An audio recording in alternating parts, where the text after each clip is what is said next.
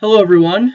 Today I'm going to get under the covers of The Dark Tower 1, The Gunslinger by Stephen King, which was published in 1982, and this edition is the revised and expanded edition, which was released in, I want to say 2003. I could be wrong. If I'm wrong, leave some comments and correct me.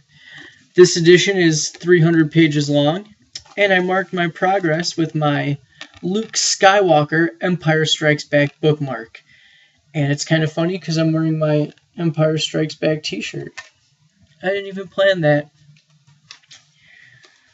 So the plot of The Gunslinger is a man named Roland, who is the gunslinger, is trying to catch the Man in Black, which is part of Roland's greater quest to reach the Dark Tower, which is Roland's obsession. He is obsessed with getting to the Dark Tower. That's the end game of this series.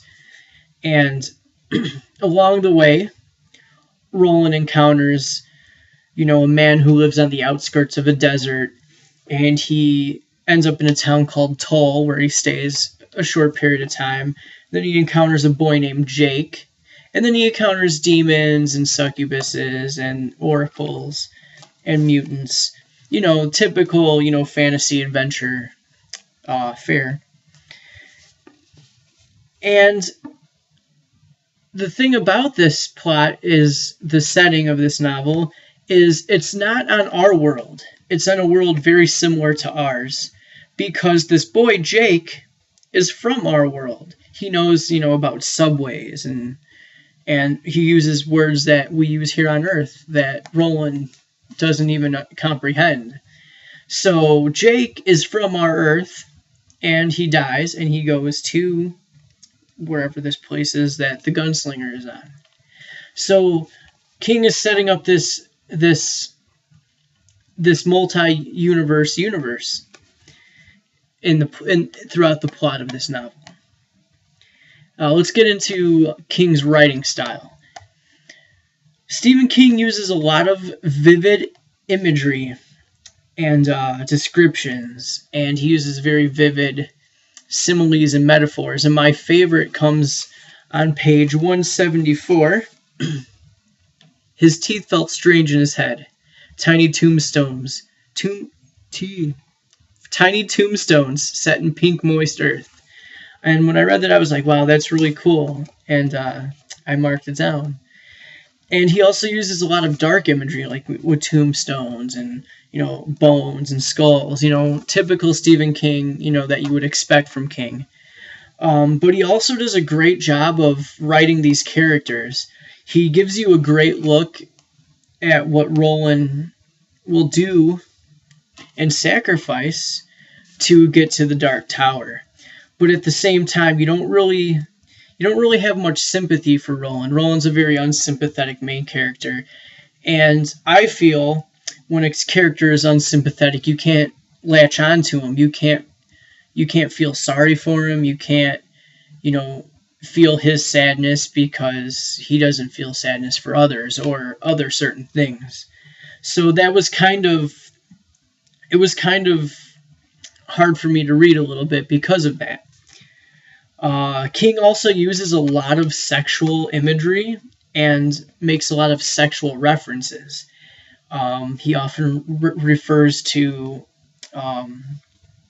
how Roland's crotch is feeling, to put it very friendly, I guess. So some people might have an issue with that. I didn't have an issue with that, but some people might. So I'm just, throwing that out there. King also does a great job of combining genres. He combines the Western with, fantasy adventure novels, and he combines science fiction, and he throws a little bit of post-apocalyptic in there as well, and he combines religion and science and mythology, and he combines it all into this universe, which is filled with multiple universes. King talks about how there's universes inside of universes inside of universes, and so on and so forth. So there's this very interesting dynamic of genre combination that I really enjoyed. I also enjoyed Roland's backstory. You get little glimpses of it throughout the novel, and you get an idea of why he became the gunslinger and how he became the gunslinger, and it's very interesting. And King doesn't throw it all out there at you right away, because this is, after all, the first book in, I believe, a 7-part series. So you're going to have to keep reading to find out more about Roland's past. But at the same time, I didn't like that Roland was a very unsympathetic character, because I couldn't really latch onto him. And it also made the novel drag a little bit in spots, because you kind of have an idea of what Roland's going to do, and you don't want to see that. You want to see what you want to see, I guess, is a way of saying it without spoiling too much. And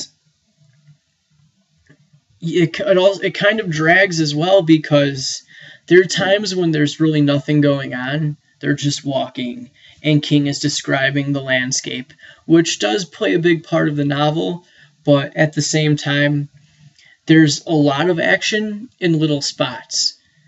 And it's very fulfilling when you get through it and you read it and you're like, oh, okay, this is getting good. And it pushes you on. So he does do a good job of that.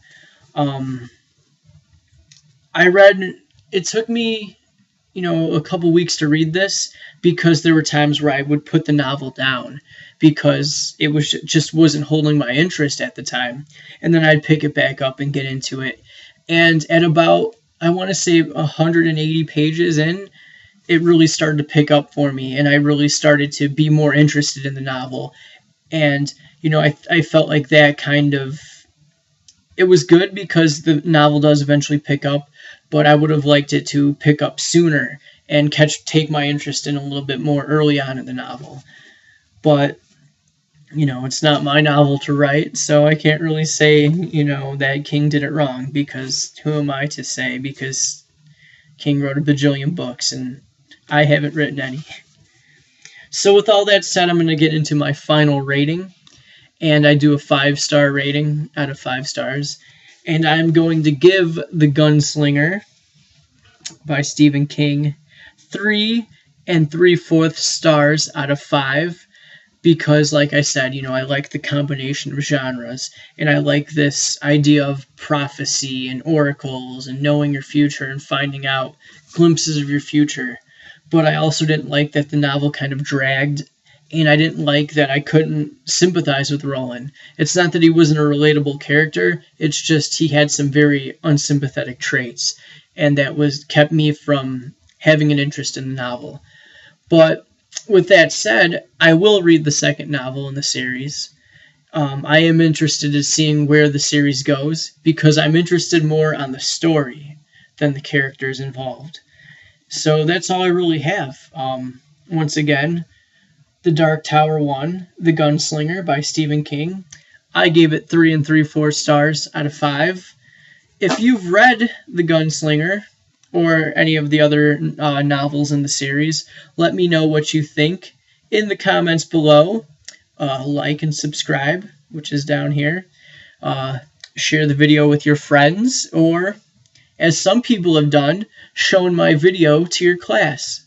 And that was pretty cool finding that out. So thanks to the viewer who did that. That's pretty cool. So that's all I have. So see you later.